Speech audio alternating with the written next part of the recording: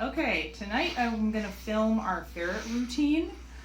So we do this twice a day, and this is the evening one. Jason usually does it in the morning, and I usually do it at night.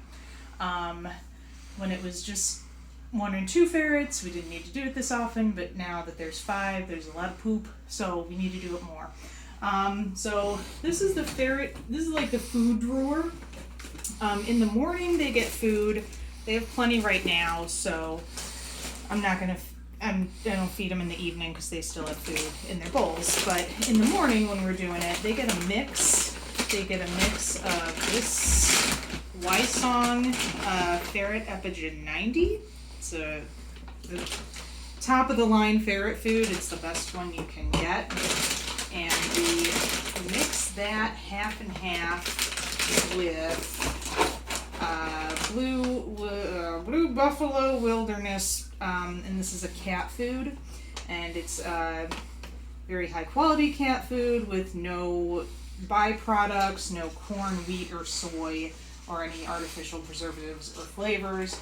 And the reason why it's good to mix ferret foods is because they imprint on their food. So if a company stops making a food or they change the recipe in a food,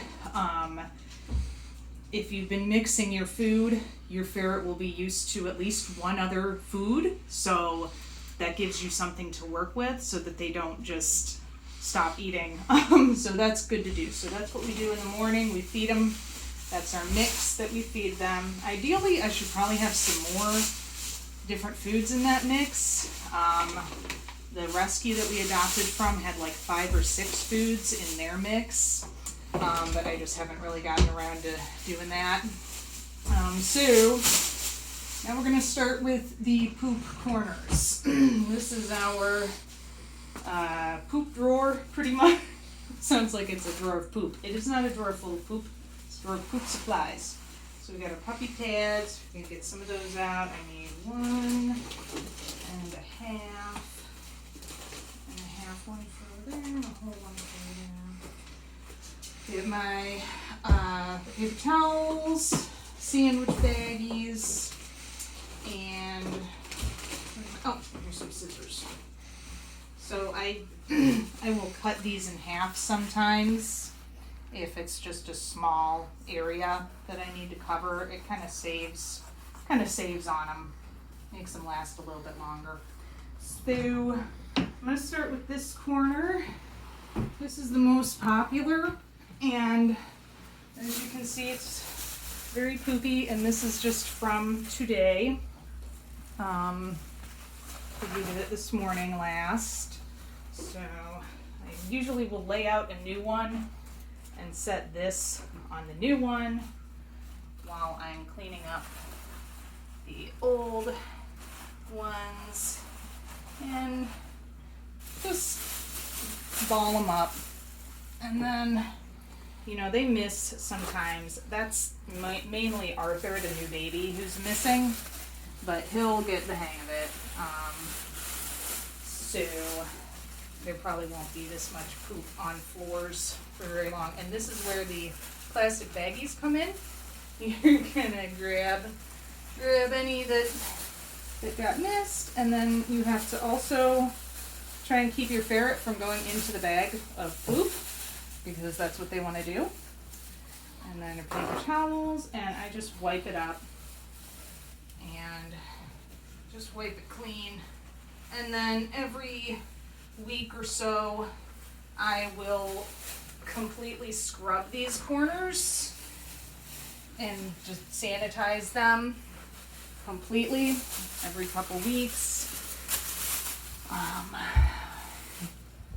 But we don't need to do that every day because it's pretty cleaned up with just paper towels. So then I'm going to lay our new puppy pads down over here, like that in the corner. They do use that sometimes, but sometimes they don't, and it is what it is. I don't mind. So I just grab that out of there, and then to, this corner is actually, there's nothing in it. Nobody's used it yet, so we're gonna leave that one. That's the less popular one. And we gotta close the door while we're doing this one, because at some point they decided that their poop corner was gonna be over here, right in front of their door. This is my half one.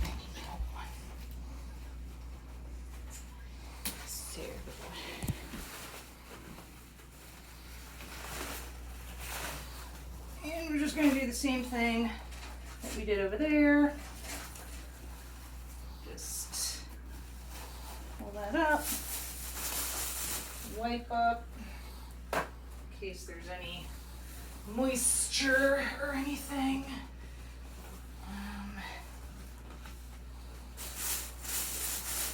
And then that part is done.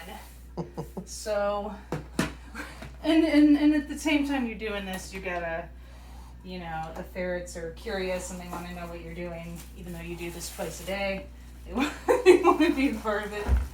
So, and when I do the ferret corners, like every week or so, the deep clean, I also change out their litter completely. I take those all into the basement and scrub them, the litter boxes, scrub them down real good, sanitize everything. But this is our daily ferret routine. This is what we do twice a day. And then I don't think I'll show this next part. I'm gonna do the water. Well, I can show you guys this part. So just follow me. So their water, they like to splash, and well, Noodle in particular, and you can see there's water all over this thing. That's why we put their water on this. So I'm gonna take the water ball, and we're just gonna go out here. And drop that there to put outside next time we get a chance. So I'm gonna wash my hands real good, because I just did all the ferret poop. And then this last part of the daily routine is the water bowl. I like to give them fresh water once a day. Just rinse it out completely, because it gets schmutz in there, you know. So we're gonna just clean that out real good.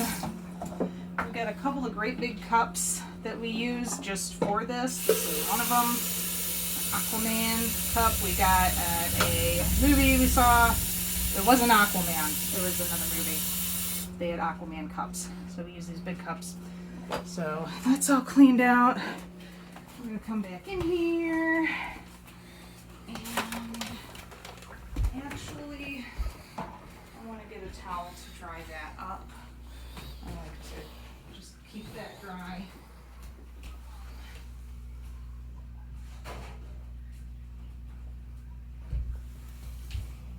I'll just use a dish towel for this. Just dry that up. Just throw it in the laundry. And then we can give everybody fresh water. Yum yum. We love the fresh water. So yeah, so that was the routine. Twice a day we do this. I mean, it only takes a few minutes, but it is a lot of work to do, you know, twice a day. You can see I'm out of breath, but that's just because I'm in bad shape. See Noodles splashing. That's how the water gets all over the place. So yeah, that's our routine. We split it up. Jason does the mornings, I do the evening, and that's how we parent all these babies. And also right now they're having their hour of playtime outside the room. So we just open the door and they can free roam anywhere, like not the kitchen, bedroom, or bathroom. I'll show you our little gate that we custom made. we custom made this gate. On the other side, it's just a regular baby gate. It was just like a $10 baby gate from Walmart, but they could climb that stuff. So we got this board from Home Depot, and we drilled holes in it and used zip ties to like make it a flat surface so no one can climb it. And then there was a little gap here, and they were climbing it, and I had to put tape over it. So that's one of our little rigs that we did to keep the babies safe. And so there's a couple more puppy pads around the house, but yeah, Jason will show you the rest of the house. Oh yeah, we have this recliner. We put this gate around it. This is like a rabbit gate or a small dog gate, and recliners are kind of not really safe for ferrets. They can climb up inside them. So when the ferrets are out, this is not in use. No one's sitting there. We're both sitting on the couch, and this is up so nobody can climb in it or get hurt or anything. So, and they have just a lot of toys around, and we monitor them the whole time. It's not too big of an area to keep an eye on. This cage, this was the cage we had when we first got Noodle, and we lived in our apartment, and we had the new baby in there for a couple weeks, quarantined because that's good to do, but it's not in use as like permanent ferret lodgings. But when the babies are out here, they do like to play in it, and they have a water bottle there, and they'll get water or they'll just play in it. All their stuff's missing. They had some more stuff in there, but I'm washing it right now, so it's not in there, but they like to play in there. They come out and they have all this room, and they want to play in a tiny cage. So so that's kind of our nightly, that's what we do. So I hope you enjoyed, and if you have any questions or anything, just let me know. Okay, thanks. Bye.